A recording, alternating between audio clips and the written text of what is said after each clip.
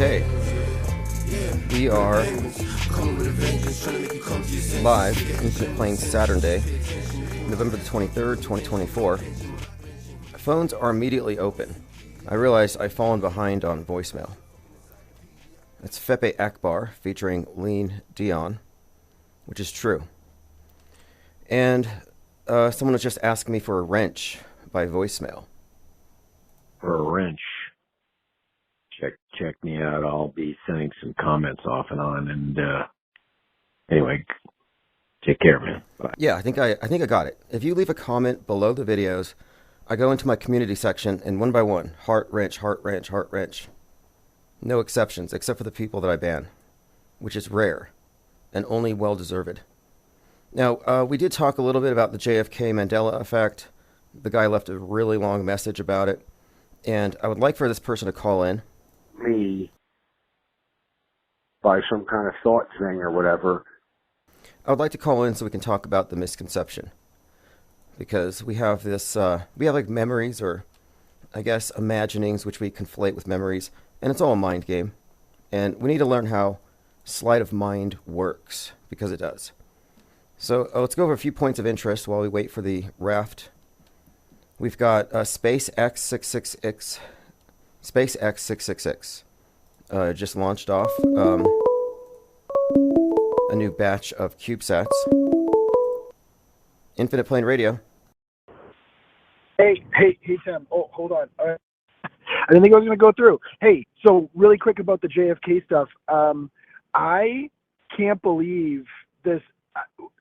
Here's one thing about the JFK video that just came out. Maybe you can reflect on this. I'm not sure. But what would you say if I immediately thought that there was some artificial intelligent, kind of video editing? Let's say, the software that we have is old, right? The current software for Leonardo AI or ChatGPT, whatever, it's like already old, and hypothetically, this is my theory. The AI that they're operating with is like way out in the future. Like they can make these videos seem so real, that, it's convincing to us a little bit. And yeah, sure. Maybe there was like some video of JFK, like pretending to kill himself or being assassinated or something, like, the days before he was really assassinated, like pre-programming. Wow, that's crazy. But like, what have you ever thought about that? Like even for today's stuff, like, look, I got like the stuff that they have in the news, like it's just so convincing, that, and we know it's fake. No, you bring up a good point. You bring up, thought about that, one Tim? point you bring up is this. The deepfake technology using hyper-realistic masks was classified until 2015, and at that time they started talking about digital deepfakes after the old tech had been declassified. So whatever they're showing us right now could very well be behind what their true capabilities are. And I was recently fooled by a whale-sized clownfish. Like, that's how good this stuff is. I didn't even question it because I saw it, and I was like, okay, that's huge. I didn't think it was fake. And so there is this possibility that, sure, there is a more advanced version of everything, definitely. They certainly don't show it off, though, with NASA, which is woefully inadequate. Their special effects are stuck in 2015. So I tend to think that you might have a point here, though, that we don't have the most cutting edge. That's going to be held back, so they have an advantage over us. Absolutely. Well, I think it's a tell, just like playing, poker. I think it's what they're revealing, a little bit of their cards when a video like this, anything that's never before seen, right? Never before seen footage, or never before seen photos of the Titanic, or never before seen photos of, insert blank. There's a lot of something to that I think a lot of us are tracking. Anything there's a lot of anniversaries coming up, right? And I think they use this information to really call attention to those anniversaries. I think there's something important. We have a lot of analysis with regards to like numbers, and there's some really good people in the Discord and Gilded that analyze like star placements and horoscopes and astrology and astronomy. And I think there's a combination of all those things that really they have to say, okay, XYZ stars are coming back into placement, so insert what we should be reminding the public about, whatever it is. I think that is a certain level of communication, and they use it as a utility, and we're still working through it, but it's just I think it's really powerful to like just understand that just this one JFK video, that just resurfaced is, we've been tracking it a lot, and then RFK is like, kind of in the limelight a lot now. So, I mean, I think it's going to be something that it's going to be easy to see and identify. Yeah, well, look, they almost JFK'd Trump. And then on the anniversary of JFK's assassination, Marilyn Manson releases a video an album called One Assassination Under God, in which he portrays the Umbrella Man, the one who was closest to JFK.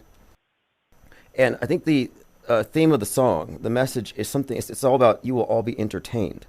And I think that's kind of what we're seeing here. We're seeing the pageantry of the world state church and its mythologies. They're creating myths. These aren't false flags. It wasn't a real assassination. It was a contemporary myth, much like a crucifixion, which is one of the common themes we see as well here, especially with regard to the QAnon and their deification of Trump. Right, just another version of propaganda to stick into our minds, whether we're on one side or another, it's a very memorable moment in time. And one other thing about the JFK assassination I wanted to slip in there is I feel like throughout my lifetime, I'm new to I can't really say I'm new to this group, but I mean, I'm newer than most. But regardless, I've always been exposed to some version of conspiracy with regards to the JFK assassination. And I've never heard of the maybe I'm still a noob, but I've never heard of the driver of the vehicle, being like a possible, gunman or whatever. And that's new to me too this past week. Really? So Okay. I heard that, and I was like, yeah. William Cooper. William Cooper, actually. I know. Well, I mean, if you look, you can see it. If you zoom in, it looks like it. But then you can also make the case that Jackie blew his head off. But someone else had suggested, and I think this is likely true, you're seeing a Jim Henson Muppet, and Jackie was pulling the ripcord that causes the head to explode, and she's crawling on the back of the car to get the canister. That's kind of where I'm at with that one. Now, can I get your opinion on the Heinz 57? How 2 months before the assassination, JFK staged his own death with Jackie in a home movie where he was lying dead in the foyer covered in Heinz 57 when the Secret Service came in. Well, I mean, anytime I think of Heinz 57, I always think, well, okay, everything is linked somehow, right? And I don't really have an opinion, but I always think about Mitt Romney, because isn't he married? Well, I don't know. Lynn Ertel might be like a better person for this, obviously, but like, isn't Mitt Romney's wife like, or I always mix this up. There's someone is married to the Heinz, like whatever money, the family that owns like Heinz. I think Mitt Romney is married into that, so I think there's something there too. Could be. I just think it's weird though that he's faking his own death 2 months before. Yeah. In a video that hasn't even been released yet, but 61 years after, somebody actually gets this footage. And so I'm anxious to see the footage itself. And it's like, why is JFK pretending to die 2 months before his actual death? Well, that's the thing is like, what in 60 years we haven't seen this before? Come on, that's ridiculous. That's ridiculous. After all the attention on this is like Princess Diana, right? It's another anniversary kind of thing. I mean, I'm not sure when the anniversary is, but I mean, it's just that anytime there's something close to the day, of the anniversary of blah, blah, blah, they always kind of bring something back into the news, never before seen, never before seen photos, never before heard information, And so I think, the ketchup thing, it's like whatever. But I mean, the actual period, like the video itself just coming out of the blue is kind of telling, and I'm sure they're bringing it back. There has to be an ultimate motive. I don't know. Well, let me underscore your points here. One thing, anybody, because you have to be skeptical. So people are going to be skeptical if we're talking about astrological alignments with media events. But every New Year's Eve at midnight, Sirius reaches the highest point, and then it falls for the rest of the year. And so the dog star, Sirius, is the center of the ritual every New Year's. And we're celebrating it with the ball drop and the countdown unwittingly. And I'm just pointing out how they get the whole world synchronized around what is ultimately something of astrological significance. And it has a mythos behind it. It's not just the astronomical alignment, but it's the story and the fact that this is the god star of all the secret societies. So, gosh, I'm like, so see, I'm not as sharp as many of the people on Gilded, but I believe the anniversary of JFK's assassination, it's this month, right? It's the 22nd. It's the day we enter Sagittarius. And Micah Dank, who wrote a number of books on the subject of astrotheology, suggested that 1122 is significant to Sagittarius, the archer, and Oswald being the archer in the story, shooting the Sun King. And he says this is the same symbol of the spear piercing the side of Christ, and it represents the part of the year where the sun ostensibly dies. Oh man, that's what sets this group apart from many others. I make it an extreme effort to, branch out, swear to God, and it's just like there's so much available out there for like fringe information, but that level of analysis is why I'm here, because I don't know that stuff. Like I really don't. It's Cub Star in the Gilded, it's sharp as a tack. Like all that information that you guys like talk about there is fantastic. So I don't know. I really didn't call it. I'm kind of just like still learning. You might like this, because we're talking about, generally speaking, we're talking about our manufactured history and the foreshadowing leading up to it. 'Cause it's like almost like movie analysis, film studies. And Synchromorpheus points out that Jay Leno injured his ear in a previous accident, and now it's his eye. That's right. So he's suggesting that this could be a sequence, a form of predictive programming for Trump, ear, eye. I mean, that could be anything. That could be so much, and it is so unusual. Right, I heard about that story. He's just falling randomly. Like, I don't really know where he lives, but it's like a hill in Pennsylvania or something like that. Yeah, this is a guy with $500 million who's staying at a Hampton Inn, and he's walking home unattended and falls down a 60-foot hill. Yeah, makes a lot of sense. Yeah. It's so bogus, and I mean, maybe there's an age-related ritual where yes, he's completed XYZ steps, and now if you want to make it to the next step or level, you have to evolve in such a way where you have to do this, and I don't know, man. Tim, that's the beauty of this is like we'll probably never know. We can make all the theories and predictions and stuff. We're still in the sandbox. We don't know the limits of our infinite plane. Well, I think it's important, though. So, I think it's important to say what we do know and stand on it, and then also acknowledge what we know not to be true, so it doesn't get a pass. But we also have to be willing to always point out when we don't know something, which is fundamentally what we're doing here. Because just asking questions is not enough. Just being confused is not enough. We have to find those answers. And what we have discerned in the last few years, just through pattern analysis and observing news as it unfolds, is that there is obviously a purposeful synchronization between entertainment and future news events. And this is routine, it's systemic, it's intrinsic to what media is. And that's where I must leave. I think you have a fantastic analysis of what's going on right here. I'm a listener. I'm a learner. I'll bow out. I do. Can I add one more fun thing since it's yes, kind of like the weekend? Is that just related but not related? Is that all right? Can I do one more thing? Please, by all means. All right, cool. I've been waiting to tell you about there's one show on that used to be on Comedy Central Network called it was like oh my God, what was it called? It was by the creators, the same creators as Archer, but prior to Archer, they did, it's called Frisky Dingo. That's why I couldn't remember it. It's just such a random name, but it's Frisky Dingo. And if anyone remembers that, the same comedy troupe used to do C Lab 2021, and there's a bunch of other shows that they did. But Frisky Dingo was a very short, and by the way, it's free online, very short show. And the reason why I'm bringing it up is because it's eventually, it's bad guy and like a good, almost like a good guy billionaire sort of, and they get tangled up in a funny, I guess, way of events. But like one is a billionaire, and they end up running for president, and there's a lot of similarities to kind of what's going on today. It was like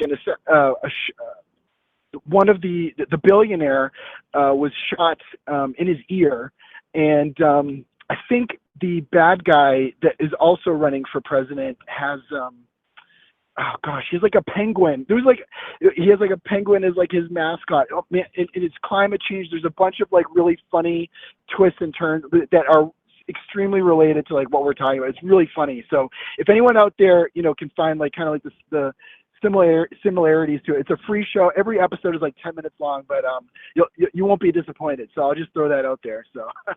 Okay, this is great. Thank you. And I'll look into Frisky Dingo. It looks entertaining for sure. Adult Swim. Okay, cool. Oh, it's awesome. All right, well, thank you for the call. All right, thanks, Appreciate it. Take care. All right, excellent call. All right, looks like the raft is kind of filled up here. Who was first today? Patricia Steer. Then Pete Trippa, the caller, Benton, Diana South, Matt X, J5, Observing Reality, Ahoy Mateys. And yeah, phones are open, so feel free to interrupt. Deprogrammed Truther, Benson says they lowered a little person into the well. That's how they got Timmy out. Yeah, I've been wondering, how did they get Timmy out of the well? The Mandela affected who assert that everybody knows he fell down the well. They can never explain how they got him out. See, ears up, Lucid Streams says, absolutely have no doubt what we know of AI is only the tip of the iceberg. Yeah, that's got to be the case. World Stage has joined us.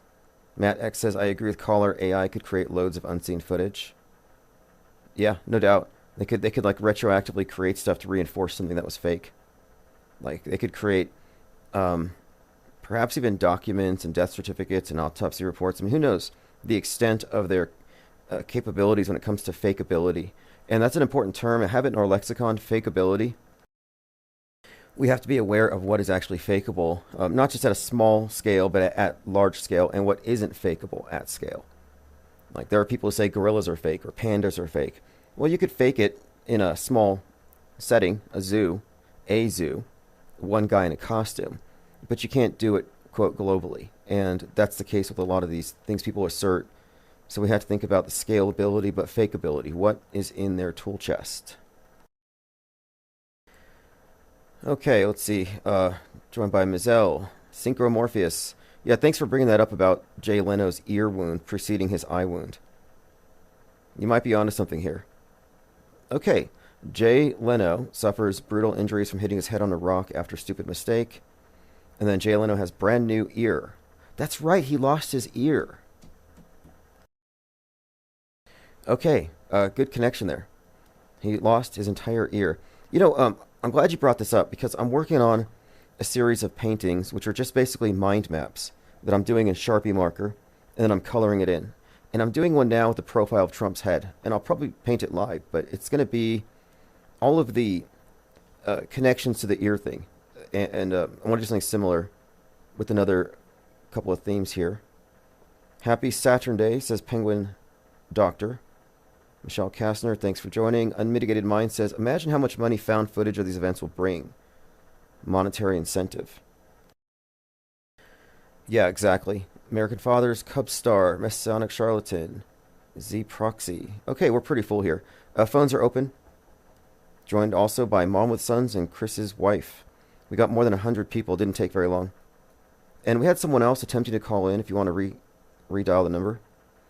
So we're talking about SpaceX 666 liftoff. 9, 8, 7, 6, 5, 4. Now, I don't believe this is a rocket ship going to space. I believe this is an obelisk. This is a religious rite in the Church of Nasatology, and this represents part of Osiris. And this is a fertility ritual, more or less, resurrection. But here you go, liftoff, space, sex, 666. 3, 2, 1. And liftoff. Go SpaceX, go Starlink. Falcon 9. Vehicle is pitching downrange. Now, I'm pretty sure Falcon 9 has 33 engines. Let me go ahead and check on that. No, Starship has 33 engines. Why does it have 33? It references the vertebrae in the human spine, because ultimately space travel is just an allegory for higher states of consciousness. Yep, NASA is a mystery school, and that's an obelisk. But unlike the old ones made out of stone, like the one that the Pope prays to, the new obelisks actually have fireworks on the bottom, and they fly to heaven, like literally. Benton says, shout out to Ham's Wormhat and fake pandas. Yeah, he didn't believe in duck platypuses. He didn't believe in toucans. He said toucans were just regular parrots with a plastic beak attached. And like, you can find time lapses of these birds hatching in their various stages of development. Like, it's not a mystery. And the argument that this or that animal is fake comes from an appeal to mostly personal incredulity. There's a bit of an appeal to motive, saying that they are faking stuff. And it also relies heavily on an appeal to ignorance. They can't do any research because it would actually destroy their claim. And think about it. It doesn't make any sense. If you're going to call pandas fake to get attention, and you really believed it, and you really wanted attention, you would prove it, and then you'd be famous. You'd be famous as the panda debunker, and everybody would know your name. You'd be instantly famous. But the people who do it for clicks never actually investigate, which is a little shady. It's like, well, what is the incentive here? It almost seems like you don't really believe that pandas don't exist. You're a fake panda disbeliever. You actually believe in pandas. And if you didn't believe in pandas, you would prove they didn't exist. So anybody saying that pandas don't exist, they're just automatically suspect in my book. Okay, let's continue. Chris's wife says, my mother's birthday is 6/11. She's the last in a line of Masons, keeping my eye on her for activation. Yeah, when they send out the signal. You know, I was doing some research today on Fritz Springmeier, the guy who wrote the book about totally undetectable mind-controlled Illuminati slaves, that MK Ultra book, and I came across some interesting information, some huge holes in his story. I'm not going to get into his background, the bank robbery. I don't know if that matters. It's a little suspect. But also there's connections to the CIA through his father. So I tend to think that the entire mind control, multiple personality, MK Ultra thing is fake. And it's to cover up actors and directors. It's not handlers and multiple personality mind controlled celebrities. It's directors and actors who assume different roles. It's far more likely that mind control theories are just there to hide the fact that they're faking various aspects of reality. So they're not following the words of a pre-programmed handler or a script that a handler somehow put into their mind, but rather, because that's MK Ultra, the idea that these things have been planted subconsciously and they can be activated later. I'm saying we're just looking at actors and they kind of hide it. Zapruder got paid $16 million for his JFK vid, 1/6 again. Interesting. And he gets all the credit, even though it was really shot by Stanley Kubrick. Down in South says Fritz is an actor. Well, he came across my attention today because I'm listening to a podcast by these individuals talking about Stanley Kubrick. And I've come to a conclusion about Stanley Kubrick and what I'm calling Kubrick myopia. I think Kubrick myopia is a limited hangout operation. In other words, he's one of the most obvious examples of what we call metascripting, of predictive programming, of this interaction between past entertainment and future news. In particular, The Shining stands out because it's well known for its references to Apollo 11, and it came out after the fact. but then it also contains a lot of foreshadowing for 9/11, which hadn't happened yet. And Kubrick, for a lot of reasons, gets a lot of attention as being like the whistleblower who is trying to tell us about everything. Like, he feels bad about faking the moon landing. He's dropping clues. And there's an entire like discipline of Kubrickology where they just study Kubrick in all of his movies and they read into every nuance, which is fine. The trouble is the individuals who are hyper-focused on Stanley Kubrick don't look at all the other directors or authors or video games or comics or cartoons through the similar lens. So I kind of think he's a limited hangout operation where they purposefully let a lot of people focus on Room 237, on the moon landing stuff. And then they assert that he helped NASA fake the moon landing. That was, I think, a intentional leak. And it's probably notable that Kubrick's daughter's a Scientologist. That's kind of interesting in itself. But she asserts he didn't fake the moon landing, and if he had, it would have looked better. It's all distraction. Because the moon landing, the space program, is just part of this whole agenda, which is actually about worldview warfare. And the same entities faking space are faking the stuff on the ground. You can point at Kubrick as having a role in the JFK assassination. Likely the death of Monroe must have directed that. Apollo 11, 9/11, you see his fingerprints on 2020 and the Trump head wound scenario. I think all of these things can be traced back to Kubrick. But then you have other directors who are equally represented in the world stage scripts. You got the Nolan brothers, who are huge. Oppenheimer, Fallout, the whole Batman and the Batman universe synchronization with everything having to do with Trump. So these are intentional instances of propaganda messaging being Trojan horsed into our minds. And it's intended to make you susceptible to future fake news. And it works. It works like a charm. In fact, they write our history and they perform it. We are living in a manufactured history. They literally make history day by day, using media in this fashion. It's really the biggest secret. And I noticed, though, that there are people who have focused on Kubrick to the exclusion of seeing the big picture. So I'm listening to these individuals talking about him and how he's trying to blow the whistle on MK Ultra. And he's revealing about the Hollywood elite and how they're all pizza gators. And it has me thinking, too, that the entire QAnon story and the whole Pizzagate story is likely fake and written as a subtext to the metascript itself, that it's designed to be found by truthers, but it was never true. It was always a witch hunt. It was always a hoax. And I think the facts kind of bear that out. We've had enough time. No children have been saved by any QAnons. Now it's like, forget about saving the children, save the QAnoners. Like, their cult is just destroying their lives. It's wasting their time. JFK is not going to come back to save them. Isabel Ann, got your wrench back. Awesome. Yeah, again, anybody comment below? Unmitigated says the JFK home movie was 16 minutes long and shot on 16 millimeter film. Fascinating.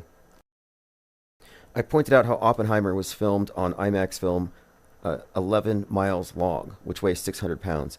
And then Oppenheimer wears the badge that says K6, which is 11.6. So 6'11", 11.6 throughout this metascript have been used as code for domestic violent extremists nuking America, releasing the Kraken. And I think that's coming. The Poseidon thing keeps popping up. Okay, let's move on. So we're talking about, again, Musk announces a plan to buy MSNBC and turn it into a news network. This would comport with his overall agenda of exposing this vulnerability in our system to rich individuals who assert too much control over the commons. So this is a scare that's being pushed around. It's by the Babylon Bee. He does agree with it. He has jokingly talked about it, about buying MSNBC. I don't think it's serious. But even if it is, it's just meant to suggest that, hey, these rich right-wing influencers are clouding our commons. And this guy's polluting not just cyberspace, which is a direct pathway to our inner space, but low Earth orbit. And he was denied several launching pads in California because of his online speech. And I've already correlated this, that he is the #1 source of mind junk on the internet and the number one source of space junk. So this is an issue they created so the public will acquiesce and actually beg for censorship and for stopping people like Musk. You know, Babylon Bee just put out a movie mocking January 6th. I'd like to check it out. World Stage says, do truthers ever consider that if MK Ultra had been real, why would they let us know about it? Any leaks or declassified stuff is given to us for a reason. It's simple reverse psychology. Truthers don't believe anything mainstream. They don't believe the government. But if it's leaked, they believe it. Think about the success of Project Veritas. His whole MO is going out to drink with somebody who knows something, and then they leak it. Everything they leak is fake and pointless. It's just narrative. It's just story time. But because it's, quote, leaked, it has credibility with truthers. Truthers are gullible in that way. And that's why so many of them are hooked on the Q pipes. Like, put it down already. You know, life is short, and we need to focus. And that's why I think it's important to update our models, update our assumptions. And we have a lot of new information. So, as I was saying with the caller, we're very well aware of what we don't know. But in no way are we confused. If you don't know, and you can only say you believe, and you believe because you have little information, then your position is weaker than that of somebody who is highly informed and doesn't believe in it because they have enough information to rule it out as true. So informed non-belief, not mere low info non-belief. We're not just rejecting it because it's mainstream. We know very well why we don't believe a lot of the crap people do believe in. And when you disbelieve something, it doesn't leave a hole. It's not like, oh, I used to believe something, now I missed that thing. No, actually, it frees up your bandwidth. Your attention is highly sought after, so why disperse it? They Lie We See says whistleblowers are fake AF. Yeah, how many people thought, I mean, they turned Julian Assange into some kind of a saint. They believed that he was related to Trump and Tesla, and he was going to reveal the secret technology, the free energy. They just get caught up in their hopium dreams. And it's pretty sad, but is it any sadder than any other religion? They all kind of promise the same thing. And QAnon is a religion. It's not a political movement. In fact, they don't have anything coherent about them anymore. It's anything goes. I was just trying to go through the list of JFK Jr. fakers, JFK fakers. And the list keeps growing. Oh, the Elvis fakers. They fall for this guy named Bob Joyce, who pretends to be Elvis. He doesn't look like Elvis. He's 30 years too young. But he's a pastor. And pastors don't lie, right? Okay, let's continue here.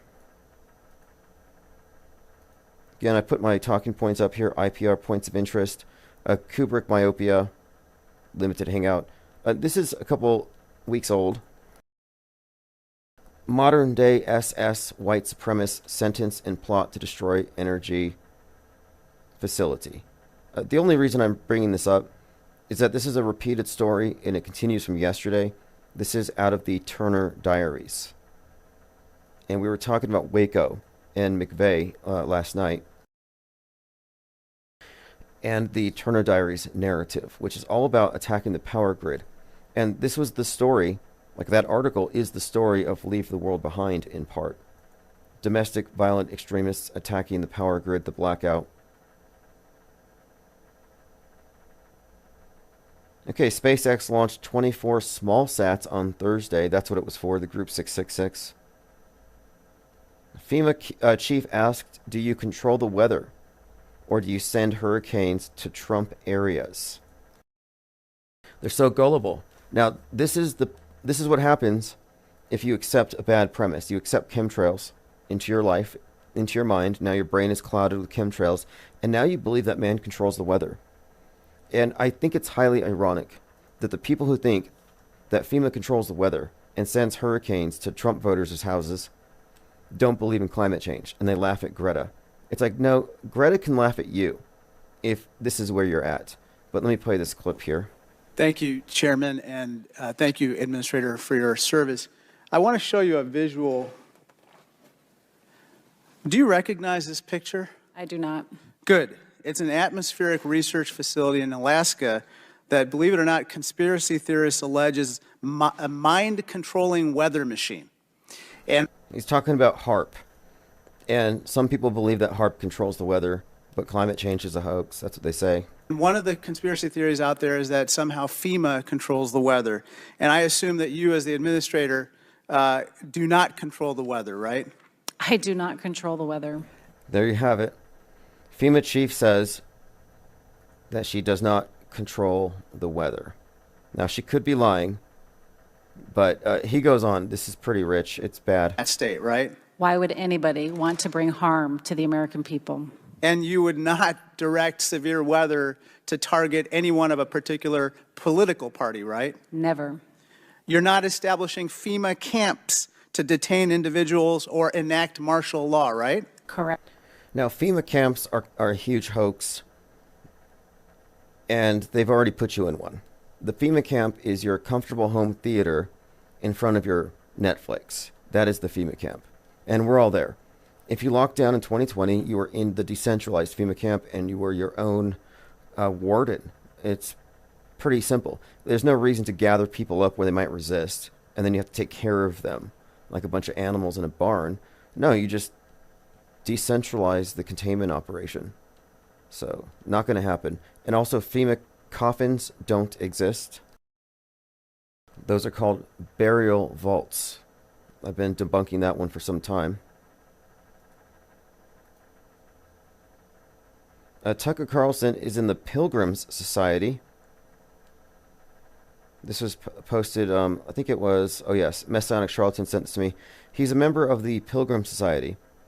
It's very high up in the apparatus of the establishment. It's tied to the Rhodes Milner Society, and it gave birth to globalism that Tucker pretends to fight against. Tucker's an interesting character. Gets attacked by aliens in his sleep, or so he says, and everybody believes him. He claims he has scars, and he doesn't show them. So here he is. He's on the list.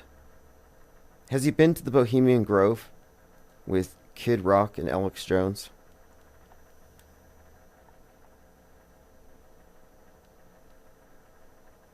Checking up on your comments here. Abe Zapruder's film A to Z, likely scripted A to Z Alpha Omega. JFK's Christification. I kind of like that. Could be. One of the mind maps I was working on is the correlation of the Joker character and the Trump assassination theme. And it goes deep because we're finding, of course, the more recent examples of the Joker shooter, the Batman connection was where it kind of started. Then you have the Thomas Crooks looking assassin on 7/13, multiple links there. We have the Batman Caped Crusader with the ear wound on Rupert Thorne. So I've been looking at this connection here, and I come across this article explaining the subtext to Full Metal Jacket and all its allusions to the JFK assassination. One of the points that it makes in this analysis is that Joker is based on JFK, and Joker has the target on the side of his head.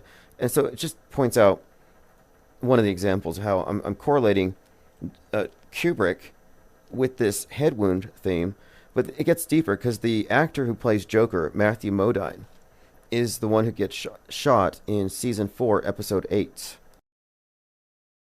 of Stranger Things. And of course, 4-8 has huge significance. And when you see the mind maps, you'll look at it's exactly what I'm talking about. Just like The Boys, season 4, episode 8, they had to change the title because of the reference to an assassination. So we are not cherry picking. When we talk about predictive programming, it is widely acknowledged.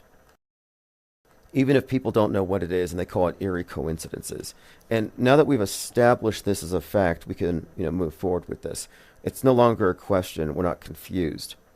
And there's a pattern to it, and there's an internal consistency, as you would expect, within a constructed fictional universe.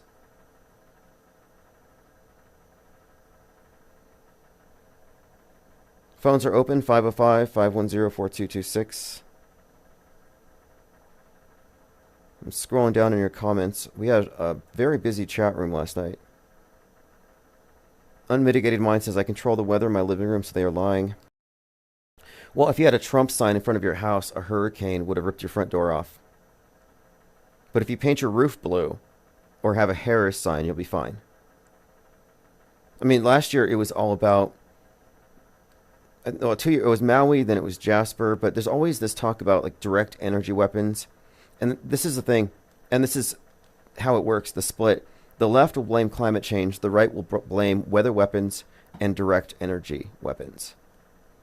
The left will say gun culture and the Second Amendment, the right will say SSRIs, create mass shooters.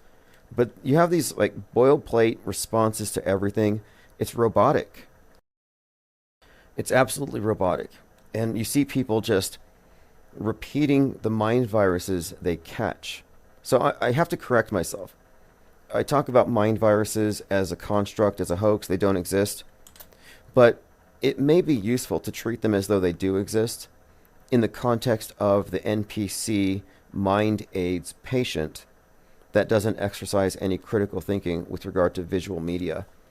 So for most people, yeah, they are in fact mind virus carriers and super spreaders. And they may not know what they do, is the point. They're unconscious about it. Hark says, could it be an open-air panoptical prison where prisoners themselves volunteer and self-inform is easier to construct and maintain? I would say so. I mean, I think it's a remarkable feat of perception management and really just mind control to turn 1984 from a nightmare scenario into a way of life we opt into. We self-surveil. And social media is just a mind-reading machine. Infinite Plane Radio. Hello, can you hear me? Loud and clear. Awesome. Hey, I guess you can call me Alfred, right? I've dropped a few comments in. I have a few points I've been wanting to bring up. The stochastic lying is what I've come to call it, because we talk about stochastic terrorism, right? Like right. Someone, they'll say something on social media and then inspire someone to go do something in real life. And so violence, but in this case, what would be called stochastic lying is when someone, perceives media, they read something on social media, and then instead of going out perpetuating violence, they perpetuate lies. They go out and tell lies because they've read a lie. And that is a much more tangible phenomenon. I see it's like the way that rumors are spread from up on high and they trust the higher source and they repeat it. It's kind of mindless, but there is this instance where people do in fact become carriers and repeaters for it without going to the source. I saw this happen when you had the motorcycle rally in Durango, Colorado, where truthers were sharing videos of motorcyclists claiming that the Hells Angels were coming from California and going to Aurora, Colorado, to fight the Venezuelan gangs who had taken over apartment complexes. The whole story was fake, but it was spread by people who heard the rumor from authoritative influencers on their side, and with no fact-checking, the story went, viral. And I think you're right about that. There is something about how they just put it out there and it does in fact repeat. Yes. And there's the question of people's autonomy in this phenomenon. How much due diligence they put into their consumption of media, and then how much thought they put into their choice of communication when they choose to speak to other people, when they make their own social media posts. How much do they care whether they're repeating lies or not? And how much control they even have over it is a question, and for, people who are on the level where we might be at, where we, put a high level of scrutiny and skepticism to media, are going to be significantly less likely to repeat something at face value than people who believe media at a low information level, that more or less auto believe and then therefore auto repeat. Yeah, that's actually something that's been well studied too. They found that a great percentage of people will share stuff even if they know it might not be true because they agree with the premise. And so these are low quality claims, and that's one of my main criticisms of Trutherville is the low quality repetition of claims or the excuse that they're just asking questions. So I've been pointing out it's not okay to just ask questions, not in the information age. You should show up with answers or the best possible answers, but just asking questions becomes an appeal to ignorance and an excuse to not look for better info. So, we have to be mindful of it, and that's why I've effectively created a quarantine so that we could separate from people who are advancing low quality claims in a very unaccountable way. Yeah, I agree with this. You know, like, I mean, I don't know. I am maybe an optimistic person. I like to give people individual responsibility. I don't like to look at people as like soulless automatons. And, you know, and unfortunately that does carry with it some moral presumptions. You know, I mean, not that I'm, you know, I am, you know, fakeable or dupable. You know, I make mistakes. I certainly right now believe things that aren't true. I just haven't fully examined that yet. But I am at least willing to like take that step and put that context, you know. And so I feel like it is a moral shortcoming for, you know, to treat information and belief with such disregard. And, you know, I agree with you. There is an issue not to here. be judgmental on people, but it is, you know, something that I perceive in the way they act. And I guess I'll go into my next point. I do have a few points here I want to kind of keep, you know, from sure. getting too tangented. Sure. So this idea of like headcanon, or what we call mental simulation, and how that ties into belief, is like, it's important to realize that and how this ties into the phenomenon of stochastic lying is that the reason why people are behaving in that way is because they're not viewing their mental simulation as that. They confuse the goings on in their own mind with reality. And you know, this affects all of us because I found in self-reflection, it can be an emotional drive. And, you know, often in interpersonal relations, you will, you know, maybe have an interaction with someone that was less than perfect. And then you're going to go home afterwards and like replay it over and over again in your head. And you're going to like create this simulation of the person you were talking to. And you're going to say, this person feels this way. This person has this intentions. This person views me this way. And it's in that emotional state, it is so hard to realize that that is, in fact, a self-created mental simulation, that that's not the reality of what happened. What happened is you had an unpleasant conversation with someone and now it's over. And then if you so choose, or if you lack the self-control or awareness, then you're going to go make up this whole story in your head about what happened and what that person is thinking, when you fundamentally don't know what's going on in that person's head. You don't know what they're thinking or what their intentions were. You only experienced something. And ultimately, the experience is over. But I feel like... Yeah, that's right. You're talking about the mental model that gets confused by with the terrain. And the trouble with this is that we don't often have reasons to question it because it's generally reliable. But where we're messed with is where our collectively agreed upon consensus mental model is infused with lies that we just more or less take in through osmosis, but they're not really tested. But I think we are also trained, and maybe it's cultural, it's engineered. I think we're trained to confuse our mental simulation with the real thing and to not see it as distinct. And I think this is designed to put us into a collective agreement on a very specific worldview. And I think that you raise up some great points, though. Neurolinguistic programming deals with this, on how often people will internalize things and it becomes something disempowering until they realize that, okay, this is just a mental construct and I can actually replace it with something better. Yeah. I think that's what's so powerful. Once you have the enlightening moment where you're like, hey, this isn't reality. This is just my own mind. And then you have power over it. if you think your mind model is reality, then you don't believe you have the power to change it. Once you realize that you are creating the mind model, you've now empowered yourself to actively generate it rather than just be subject to what you have perceived and internalized. Yeah, I call it auto belief because through trust and habit, people just automatically assume that what's on the screen is true.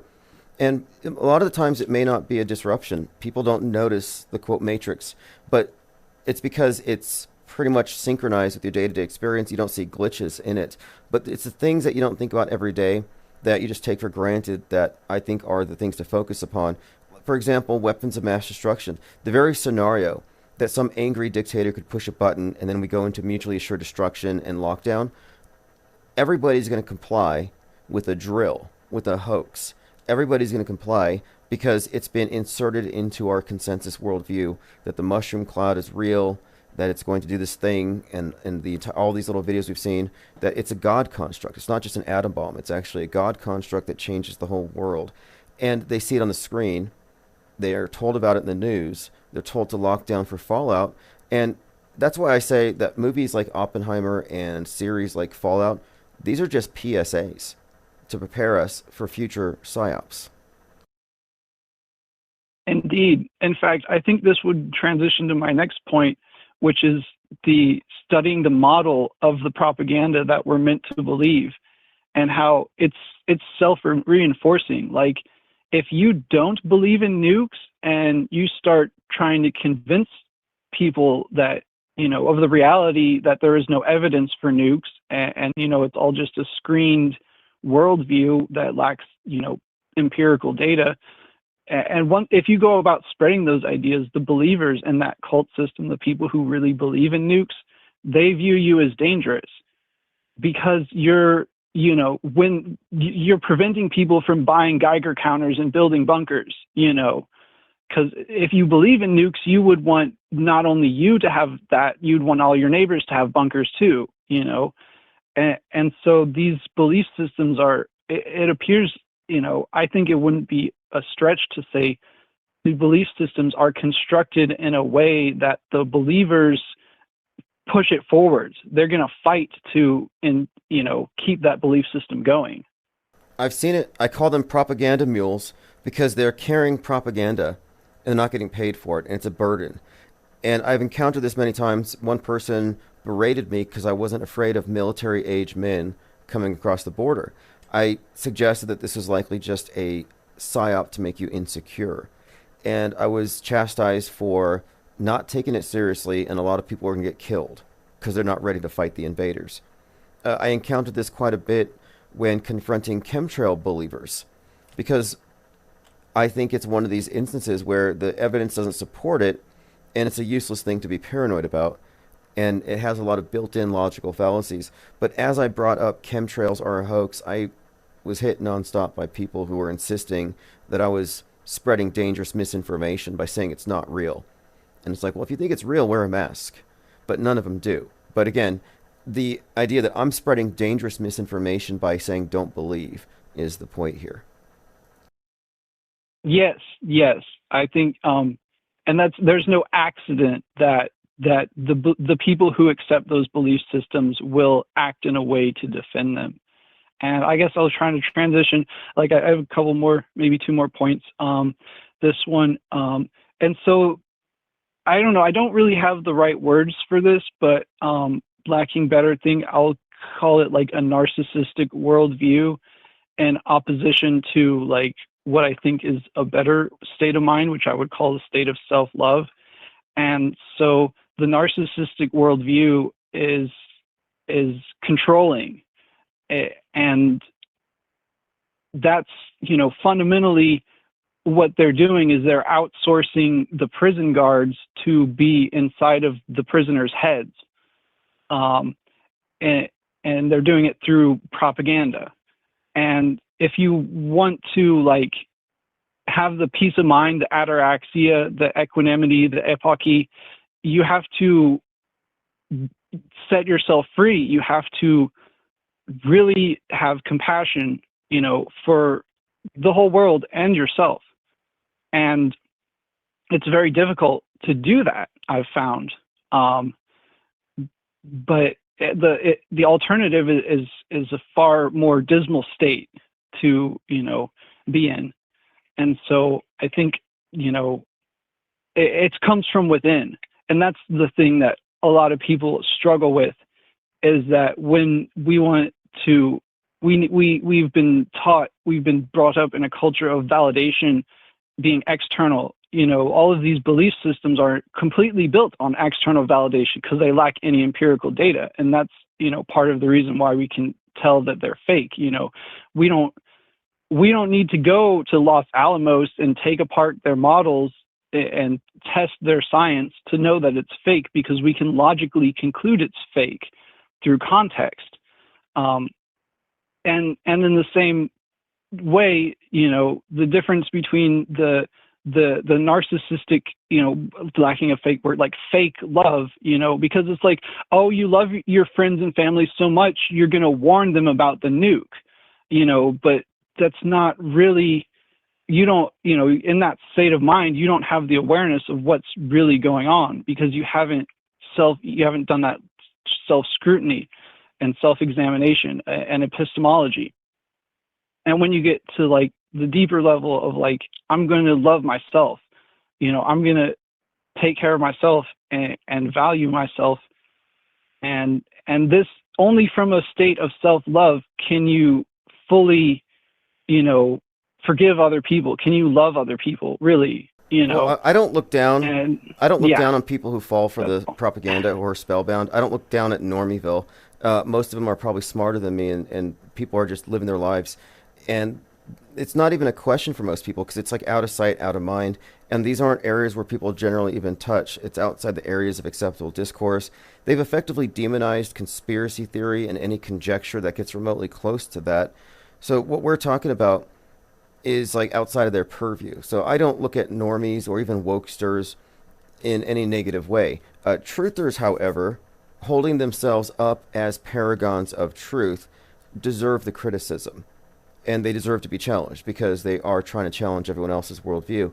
And I'm not a truther, I'm not a conspiracy theorist, but we have a lot of overlap, because we're both questioning the media presentation and what it means. But we just have two different methodologies. But I certainly don't look down on people for falling for it. And ultimately, I think it's all very much good news. I think it's good news that we're looking at mind war and psyops instead of false flags and some kind of blood-drinking cabal eating babies in the sewers, or whatever the QAnoners think. Yes, indeed. I think that is something that, maybe, I don't know if we could ever emphasize it enough, that is such good news that we can, take apart this propaganda, and not only on a event by event or case by case basis, but that we've created a structure of, across the board, any particular type of event that meets the model. We don't just say, oh, this one news story was fake. We say, space fakery is occurring. We don't need to analyze each individual story, because we have a logical model for, putting context and into belief systems. And I think that is, a really awesome thing that we got going. And it is very positive and optimistic, for sure. Yeah, well, the thing is, I make a distinction between low information believers and informed disbelievers. The people who consume a news story and they see the headlines and they believe it to be true, but they don't actually have any substantive knowledge about it, that's a low info belief. And when you weigh that next to someone who studied it, sees a bunch of anomalies, sees predictive programming, and has other indicators that you're probably looking at a hoax, that person's disbelief is heavier than the low information belief. And most people are low info believers. And that's all by design. They're high on trust. They don't feel like there's a need to scrutinize every single story, because if it was fake, it would have been reported as fake. They would have exposed it, is their presumption. And they don't know that media is a liar. And you could call it naivety if you want. I mean, I think that's fair to call it naive. Regular news consumers are naive with regard to their, I guess, base assumptions. And I'm not cynical necessarily. I don't think this is, but the system is. And it plays upon our vulnerabilities in our perceptions and And people fall for loaded questions. They fall for marketing tactics all the time. We're a bunch of marks. This is a big circus. It's a big carnival world. Yeah, I mean, those are some good points there for sure. That and like the auto believers, they are optimistic in their own sense, perhaps albeit a bit too trusting. And like we say, I don't feel that they need to be, aggressively woken up. I think that the right thing to do is do kind of what we're doing. We pro-offer the truth, and we, maintain our quarantine, so that way our message is not diluted. And so if people want to join us, they can, but they're not going to be well received if they just come in as propaganda mules. Yeah, exactly. And we also have to deny them the moral high ground. Because they believe a bunch of people died doesn't make them better, or doesn't make us ghoulish for saying it was fake, but rather it says that they're complicit in the agitprop. They're actually spreaders of propaganda. So they're actually as bad as the media in terms of being a part of the problem. And they also lose the intellectual high ground if they're not looking at news with the full understanding of how it is directly connected and synchronized with the entertainment area. If you don't see that, if you don't know about it, you're kind of ignorant at this point. And I understand this isn't something that's taught. There's no platform for media skeptics. But I have no interest in waking them up, because I don't think it's even possible. I don't think it's even desirable. If people want this information, if people want to be situationally aware, then they might arrive at this. But until this think tank, you didn't really have objective media scrutiny with Psywar awareness gathering into a group. I would say it's been kind of more or less scattered, atomized, and most people who are skeptics are drowned out in 1 foot in the matrix, 1 foot out explanations for things that don't quite tell the full truth. Yeah, most people aren't willing to go that extra step, like especially the truthers, because I spend a lot of time in Trutherville to get here. And so, I deeply understand their world model in that they are exactly MSM plus. They see these news stories and they see that it doesn't add up, but they fail, for whatever reason, they fail to challenge the underlying premise. And they're still in this, second shooter instead of nobody was shot kind of perspective. Exactly. That's the litmus test. The new litmus test is this. Did Trump fake his ear wound? And if somebody says, no, it was real, okay, they're in the mainstream box. If they say it was fake, but he did it to trick the deep state, then they're in MSM plus. They went deeper into the dream. Anybody who doesn't call it out as fake is just not being honest with themselves. And then if they agree that it was fake, then they have to also answer, well, then was the fireman shot? Was the Secret Service a part of it? What about the Associated Press? Because it reveals the big picture, and a lot of people don't want to see it. They want to focus on these little narrow rabbit trails that add a little spice to the mainstream story, but they don't want the whole curtain being pulled down for some reason. And I don't know why. Just rip that Band-Aid off. It's all fake. You shouldn't be attached to these idols anyway. Yeah, I mean, I can understand. It's hard to realize, I imagine the longer people are in it, the harder it is, to let go, when you've made, major life investments and decisions, about how you spend your money, how you spend your education and your career and you've built it all in this fake worldview. And then the last thing you're going to want to say is, I've spent, 20 years, trying to prevent something that doesn't exist, because I believed that there was this threat and I dedicated my life to stopping the threat. And then only later realized that I was lied to. It's hard. It's harder to convince a man he's been fooled. Or as Mark Twain said, it's easier to fool a man than convince him that he's been fooled. And I don't suffer from that. If somebody could prove to me, like right now, that all of the fake news I've ever watched was actually real and I've been wrong this whole time, I would be happy. Like, please, show me where I'm wrong so I can course correct and figure out what my flaws were in my thinking.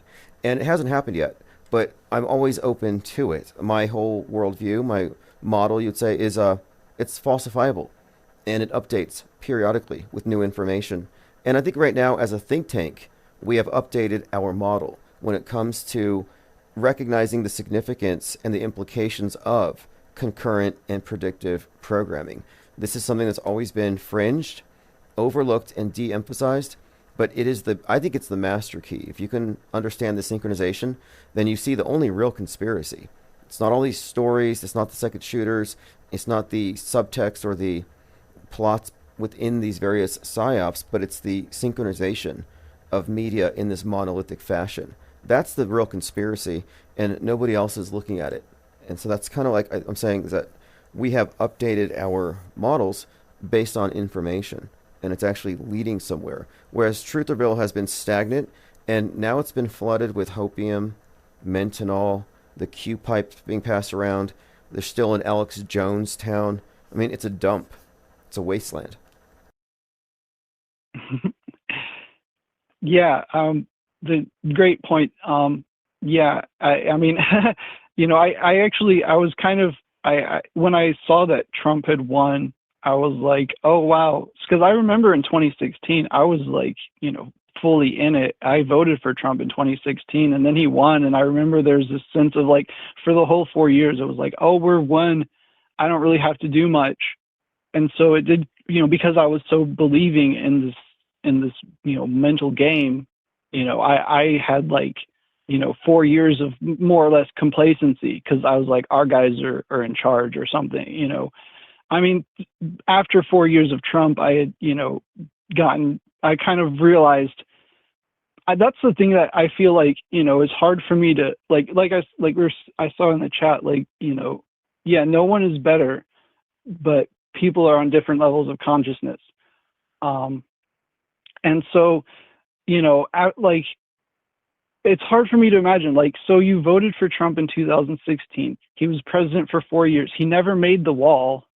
I mean, I guess it's the believing, how many excuses are you going to believe, for like why, this guy says something, then he doesn't do it, They fell and in only love. later on, Yeah, they're hooked on the story, though, because the point I brought up about the ear and the litmus test is that if they cannot recognize the significance of that act of fakery, that magic trick, and his obvious involvement in it, because he's the star character, he was the magician on the stage. He had to have performed some trickery there. If someone can't recognize that, then they're not ready to see the model. They're still in the movie. You could describe it as an alternate reality game. It's like the Truman Show, and people get attached to these characters and these stories. We're winning, we're fighting the deep state, and it was the story the entire time. Trump was never rogue. He was never bucking the system. He was never a non-politician. No, this is a lifetime role, and he's been following a script from the very beginning. There's no other rational conclusion, especially when you look at the vast body of Trump predictive programming going back to 1958, very clearly, and some lesser clear, I guess 1898, Ingersoll Lockwood, but it's there. The evidences of Trump as being a world stage historic personage designed for our fake history is there. He's an actor, he lives, he breathes, but Trump doesn't exist in the way that his believers and voters think he does. Yeah. I mean, that kind of, that reminds me, my last point that I wanted to get to is the role of fantasy. And there's healthy and unhealthy ways to consume and interact with fantasy. And so exactly, Trump is a fantasy. He's a widely believed fantasy, but nonetheless, Trump is a character. We can tell that. We have plenty of, the predictive programming, I think that is amazingly damning evidence that if people could look at it in a lucid state, they would see, it's pretty undeniable, in my opinion or perspective, that this synchronization between entertainment media and the news, it falsifies the news claims, pretty much unequivocally, because like you say, I mean, this is, what you think that God is just happens to have some ridiculous political agenda, or this whatever's writing, creating the synchronicities. Like, no way, this is clearly a human created system pushing human ends. It meets all of these, kind of pathologies, even, the way we can call mass media a narcissist and Yeah, all Big that. Brother. Big Brother's a narcissist because that's a Mhm. useful personality to have if you want to have a dictator. And you're right about this. And to me, this is the big secret. The big secret isn't reptilians. It's not Illuminati. The big secret really it comes down to the synchronization of all media towards the end of creating history, and how quite often they have to act out historic scenes, simulations, but they act them out on the world stage in order to make these things real. And when after this call, I'm going to play a clip here. I found it where Sylvester Stallone calls Donald Trump a mythological character and the second George Washington, and he says he doesn't exist. He's a myth. He says it ironically, but obviously it's literal. Wow. Well, That's amazing. Yeah, I love how they do their little shout outs, when it's like the in group, like that, the one Hulk Hogan thing where Hi, I'm he's JT, and I talking made about music. the last time where Trump was looking at him and on the stage, and now he's switched roles more or less. But exactly, they definitely have their inside jokes that most people don't catch on to. yeah, exactly. From one WWE Hall of Famer to another, and then and I would say that the Rocky thing. He talks here about the Resurrection Club and how Trump is like Rocky, and then Rocky has this Christian connotation, this meaning behind it, and it takes place in this church turned into a boxing ring. But yeah, he's tying it together. He's actually alluding to the mythological basis for Donald Trump, and Donald Trump is a myth in that sense. And I think it comports with this other theory about Napoleon not really having a physical existence, but Napoleon being actually a personification of the sun. And that's not a new conspiracy theory. That one's very old. The idea that Napoleon didn't exist, but if you look at his exploits, it was really just a way of describing the sun and its annual journey. And so in that sense, I think you could say that Trump is quite literally a myth, but they gave him flesh and blood through this actor that we're all looking at. It is fascinating. I mean, to digress a bit, but yeah, that makes me wonder about the past, like exactly historical personages like Napoleon or even, going further back to like the Greek epics. Like how long has this been going on? Like, and how long has it been carried out in this particular manner? In the sense like, when Napoleon, in the era of Napoleon, was there a man who they had walking around, carrying out, like, obviously Napoleon is scripted. Like, I think that we can deductively okay. say that with some heavy deal of certainty. I see what you're saying. Whether there was I a think, real man or not. Sorry. Did they have somebody actually fulfill the roles? That's what I'm thinking.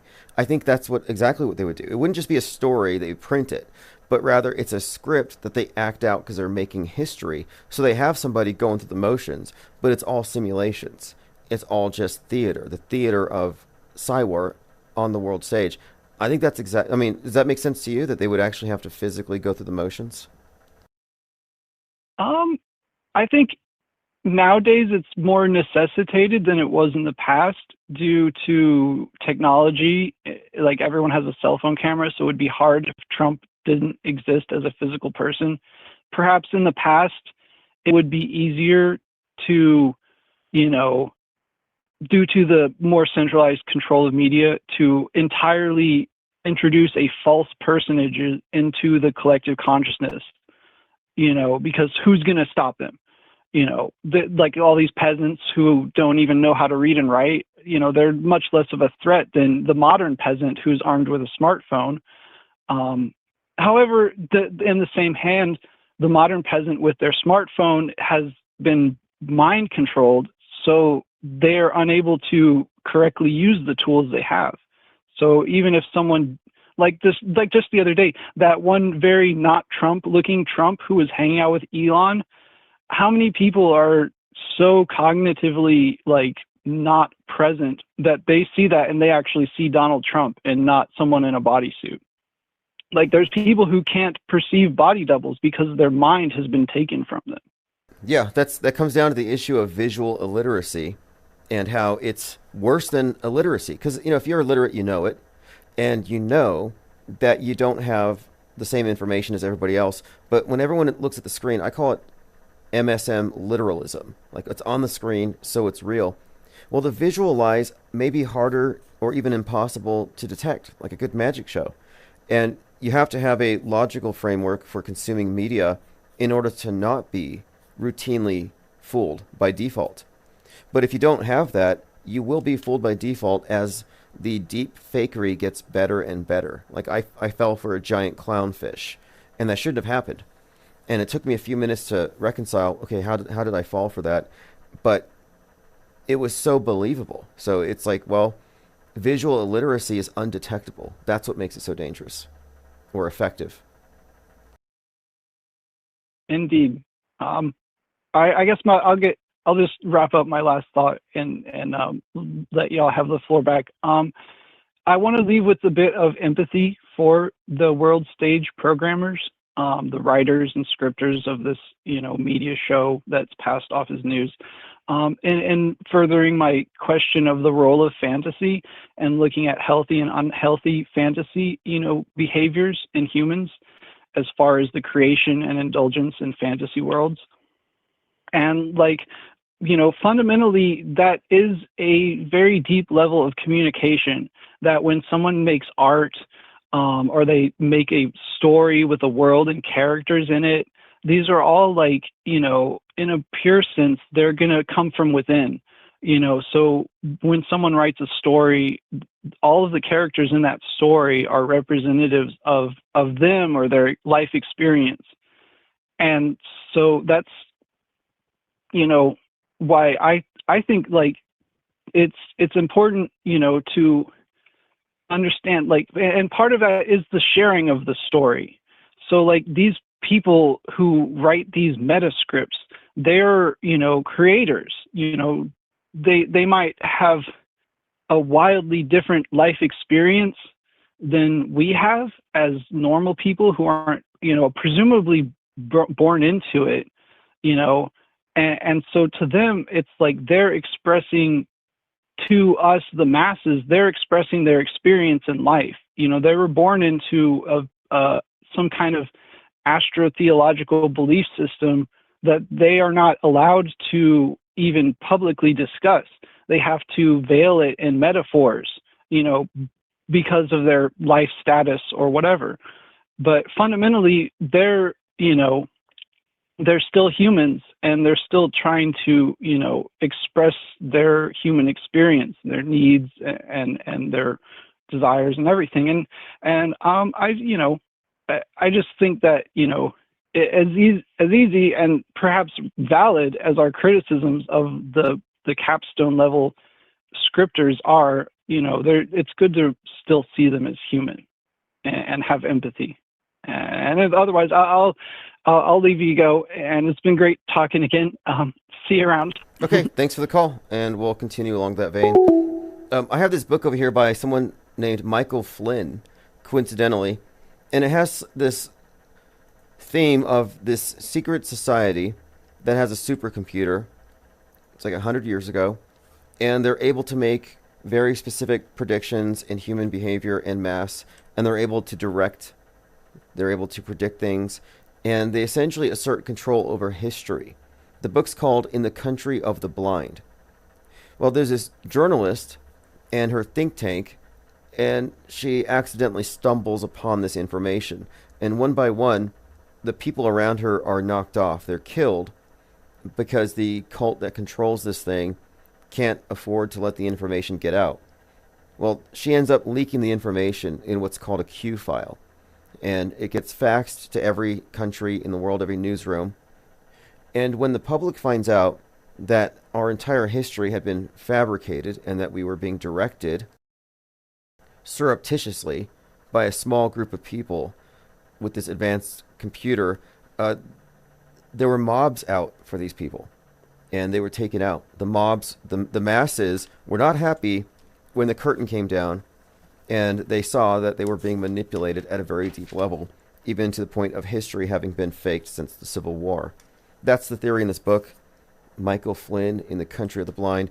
The theory is that, or the idea is that they wouldn't be well received, the so-called capstone level programmers. But that's a far cry. The caller's call for empathy is a far cry from what you generally hear. The QAnoners want to see the deep state beheaded on live TV. They want them killed and all their clones killed in Guantanamo. They want them to pay for their crimes. They're really about murdering the cabal. That's what the Q cult is ultimately about. You don't often hear about, sympathy for the elite. Okay, let us see here. Phones are still open, 505-510-4226. Let me play this. This is Sylvester Stallone hails Donald Trump as the next George Washington. I'm very proud to be here. I didn't expect this, but I'll just keep it short and sweet because there's no such a thing as a speech too short. When I did Rocky, if you remember, the first image was a picture of Jesus, and it says Resurrection AC Club. I found a church that had been converted to a boxing ring. So the image pans down from Jesus onto Rocky being hit. And at that moment, he was a chosen person, and that's how I began the journey. Something was going to happen. This man was going to go through a metamorphosis. So he's comparing Rocky getting hit and being anointed by Jesus thereby to Trump getting shot and the same. And changed lives, just like President Trump. There you go. Jesus, Rocky, Trump. Same person. You've never seen them all in the same room together. And then he says, we are in the presence of a mythological character. This is the part I wanted to highlight. We are in the presence of a really mythical character. I love mythology. And this individual does not exist on this planet. Nope. Yeah, see, Trump doesn't exist, and nobody could have done what he has done. And this is true. Nobody in the world could have pulled off what he pulled off, so I'm in awe. And I'll just say this, and I mean it. When George Washington defended his country, he had no idea that he was going to change the world. Because without him, you can imagine what the world would look like. Guess what? We got the second George Washington. Congratulations! There you go, President George Washington, Rocky Christ Trump. A mythical character. Kind of a giveaway. Do you think Sylvester Stallone knows that Trump pulled off a magic trick? I think so. I think so. Okay, let's see here. And my basis for saying so is what? Sylvester Stallone was in some movie that predicted 2020 in a number of ways. Demolition Man. And anybody who's attached to predictive programming is in the club on some level. And it's safe to say that, yeah, he's not a dupe like the rest of us. So we talked about Jay Leno. Somebody mentioned JL, which is kind of funny. Jay Leno had a bad ear wound. They had to replace his ear. And now he comes out with an eye patch. This was on 11/19. So Synchromorphia said, could this be foreshadowing for another attempt resulting in an eye wound? Which is consistent with the plot as we have uncovered it. You see, we're talking about this thing called the meta script. We're talking about history as it's faked day by day. But they don't make it up day by day. There's a long-term agenda. And so this big script is what everything adheres to.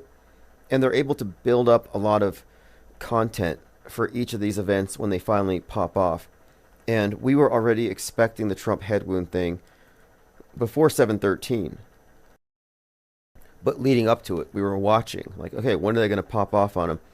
And we also had discerned or decided that the JFK stuff that has been attached to Trump is not likely to lead to JFK showing up for real, but it's meant to be an association.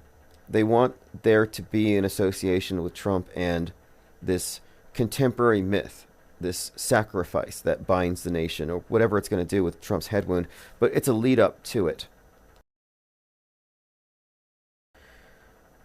David Pecker says his voice sounds like George Carlin. Yeah, I tried watching some new Sylvester Stallone movie, and yeah, I kind of agree with you. He sounds like George Carlin.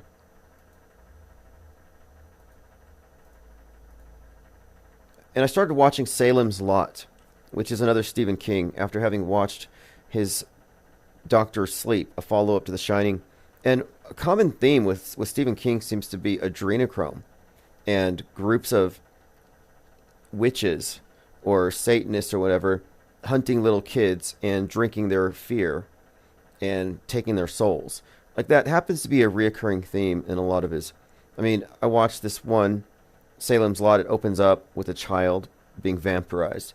Then I watched the other one previously, Doctor Sleep, and it's a child being vampirized. It's like, what's with Stephen King and adrenochrome?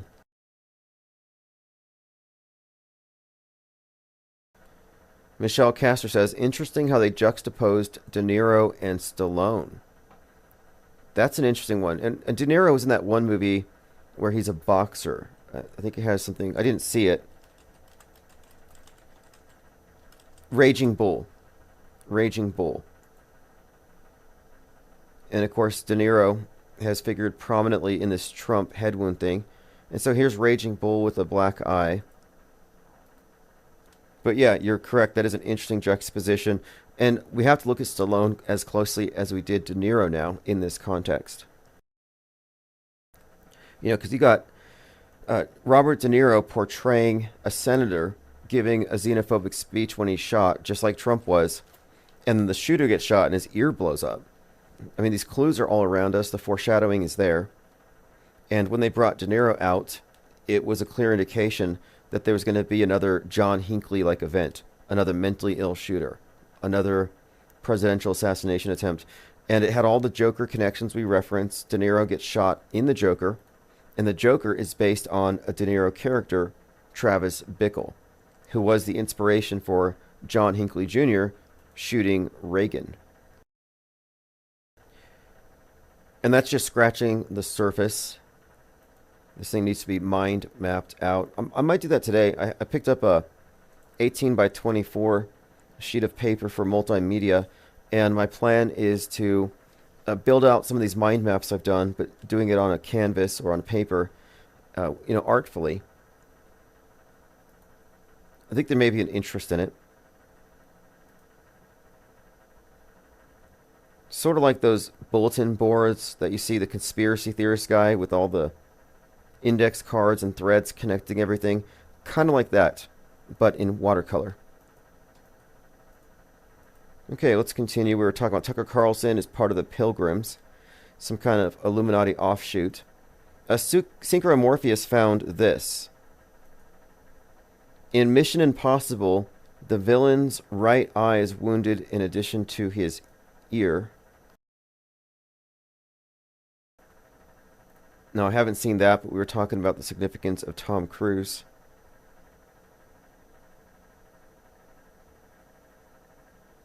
New Mandela effects. Maybe I'll skip that one for now. So here's Donald Trump at the WEF with Klaus Schwab, who looks like one of the strangers from Dark City. And he's doing his signature inverted triangle hand sign. And there's a black cube in the middle of the room. Enigmatic symbol. Convenient, I mean, I'd say consistent with what else you see in the room. If you notice, the WEF's logo has the line from the corona, looks like an eclipse, going through the 3 O's. Well, O is the 15th letter, so you get 6, 1 and 5. So you have kind of a 666 alluded to here. And then the line makes 6s out of the O's. And then 666 has many connections to the black cube itself. I think ultimately refers to matter and their control over the material realm and time in particular. So time and space. And time is something they control through faking news. It's really that is their formula. You control the present and thereby control the future and the past. And they control the present through synchronized fake news. Diana South says, if we missed the Discord chat, is there a way to go back? Yes, I will be uploading it.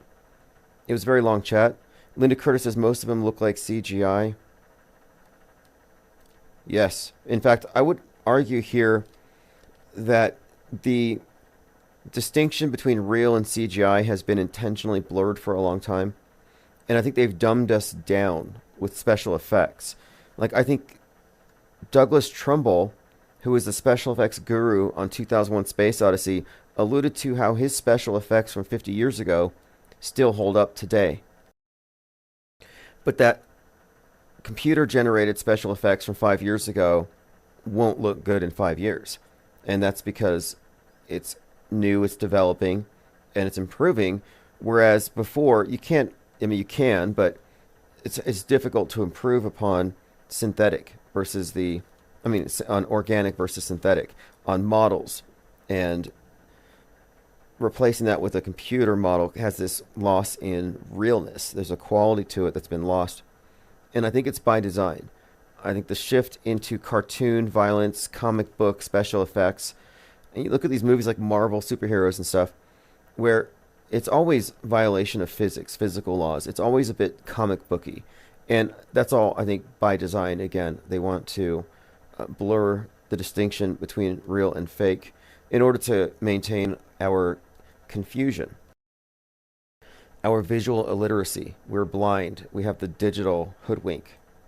The hoodwink is a reference to the wool pulled over your eyes, and when you get initiated into their clubs, they pull the wool off.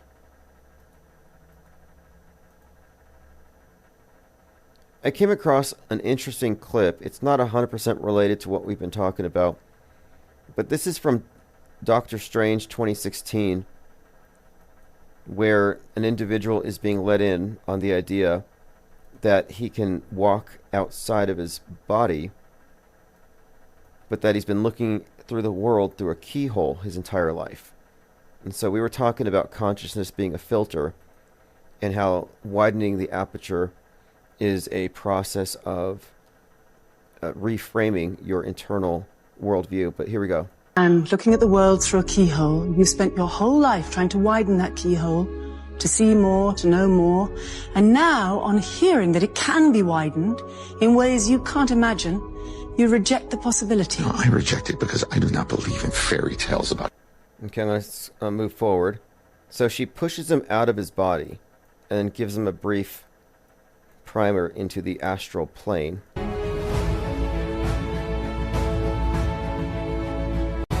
Psilocybin, LSD? It's just tea. With a little honey. What just happened? For a moment, you entered the astral dimension. You entered the astral dimension. And she explains how he is able to step out of his body and have this contiguous experience. And it shows him flying through the atmosphere, travels around, and he goes back. But one thing that caught my eye, because I've always been wondering, the whole astral plane, it's always been described as a plane. And I thought, well, it's not an astrosphere. And if people are really traveling out of their bodies, wouldn't they know if the Earth was a ball or not? And I noticed that they actually put curvature. They put curvature in the astral plane. This is real, this is real, this is real, this is... Now, I don't know what movie it is. It's got NASA-level special effects. But it's interesting anyway. I think this is Doctor Strange. I don't agree with all of it, or every premise here. I don't think belief creates reality in the way it's being described here. Otherwise, moon landings would be real, because everybody believes in it.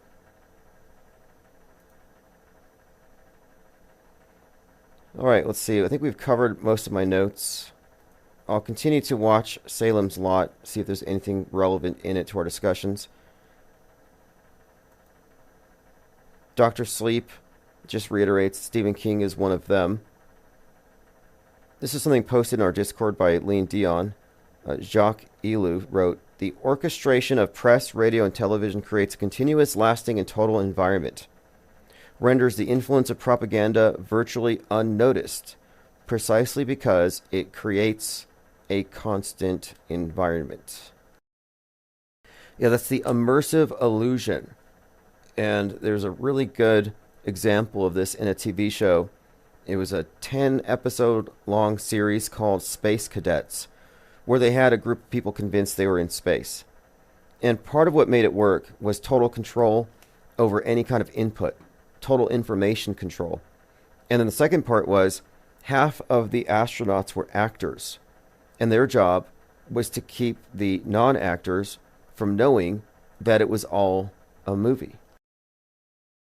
And we talk about these actors on the world stage like De Niro or Stallone, and what they're really doing is they are maintaining the reality, the integrity of the movie for those who are still in it. It's a headline posted by World Stage. Ohio train derailment evacuee is living a real-life version of the disaster movie he appeared in as an extra. Like, this perfectly illustrates the overlap between real and fake. But our contention is that this is intentional, that this is not a coincidence, nor is it a divinely orchestrated synchronicity, nor does artificial intelligence have anything to do with it. This is simply an example of what media is and how intrinsic the simulations are to the fake history that they create day by day. So this overlap between this is why I say we're on planet Netflix. The overlap between Netflix and news that is consistent and often real time is one of the biggest giveaways that what we're looking at is not in fact a compartmentalized set of messages coming from entertainers and news media that are somehow all separate, but rather, yes, they're separate and compartmentalized, but they're underneath the same capstone. World Stage says, "I'm surprised how many news reports were in on this." Yeah, that's another thing. Sometimes a lot of news agencies will notice something and report on it, and then it gets memory hold. After this one, there were a lot of people in Truth Reveal who said this is going to wake people up. And I said, it's not going to wake up one single person. Nobody is going to understand the significance of it if they haven't already examined media critically and skeptically. And it's just not there. But this is one example of many. We have some that are so specific. One of my favorite ones is the one about the drill that happened in Thousand Oaks, California, just a few miles away from where the Thousand Oaks shooting happened. So you have a shooting in a country music club, and down the street you have an identical number of people, 50 people being shot at, 50 crisis actors conducting a drill down the street. So the numbers are the same, the date's the same. Now this drill was scripted based off of Las Vegas. They were reenacting a concert shooting. So you put it together, 50 of the survivors of Vegas get shot at again in Thousand Oaks, while down the street, 50 strangers, crisis actors, are reenacting a drill based on what they just experienced 13 months prior in Vegas. This was described by the media as an eerie coincidence. That what are the odds that you would have a simulation for Vegas while the survivors of Vegas are being re-victimized down the street? There's too many layers. There's too many coincidences here to just overlook this. And it also has a great deal of implications for Vegas. And you have to ask yourself, what are the chances that 50 people at one event would be involved in a second event? Like, that wouldn't happen in reality, but it would happen in a fictional universe. And that's ultimately what we're describing here. Fictional universes overlapping with the real thing. It's a literary device. And that's because the script is essentially literature. And in order to perform our fake history, they enlist actors. They do simulations.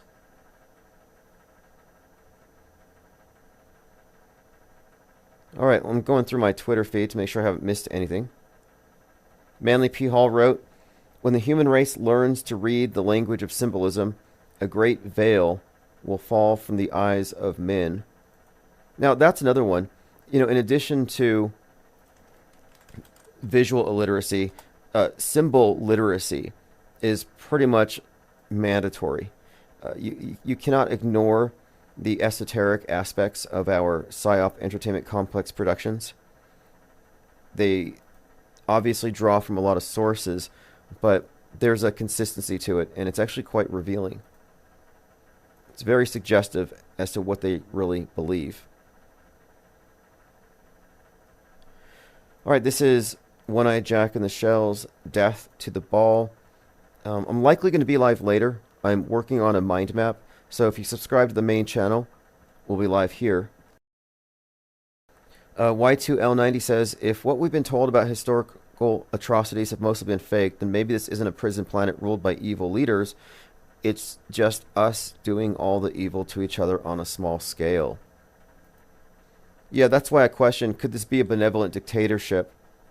And I often reference instrumentum regni, this idea, the instrument of monarchy, that superstition maintains the cohesion of the Roman state, that the masses are fickle, lawless, unreasoned, and violently angry, and the multitude must therefore be held in by invisible terrors and pageantry. This is from Polybius in the Histories in the 5th century, and he was describing this use of mythology and fear of gods to control the masses for their own good. So I talk about the mushroom cloud god complex, the atom bomb, which they brought to you in the form of Godzilla. Godzilla is a metaphor for the nuke. And I would contend that that is a god construct. And they've used it to reframe geopolitics, to get us all on the same sheet, and to make us all into God-fearing people. God-fearing people are easy to control. And atheists don't have any reason to fear God.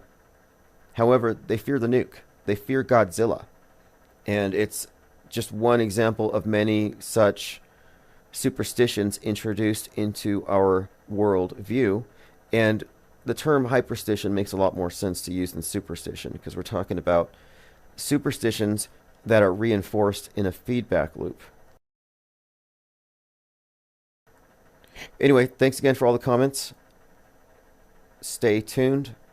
I'll send out the archives, and we'll be mind mapping this afternoon.